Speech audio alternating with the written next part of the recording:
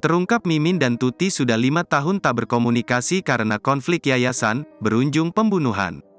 Hubungan dua istri Yosef Hidayah, Mimin dan Tuti Suhartini ternyata tidak akur.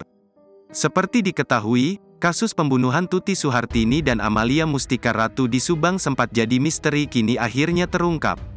Tuti dan Amalia ditemukan tewas di dalam bagasi mobil Alphard mereka yang diparkir di garasi rumah di Subang, pada tanggal 18 Agustus tahun 2021 lalu.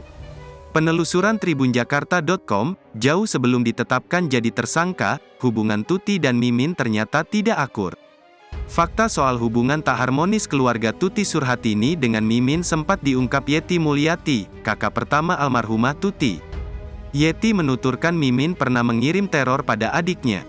Tak hanya itu saja, Mimin juga pernah mengaku udah lebih dari 5 tahun, tidak pernah berkomunikasi dengan Tuti juga Amalia Mustika Ratu.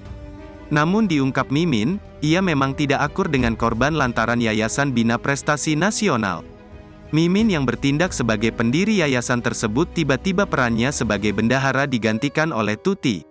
Sebelum Pak Yosef nikah sama saya tahun 2009 itu Pak Yosef belum punya yayasan.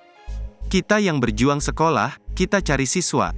Ada siswa, udah berjalan. 2 tahun itu saya di yayasan sebagai bendahara 2009 sampai 2011.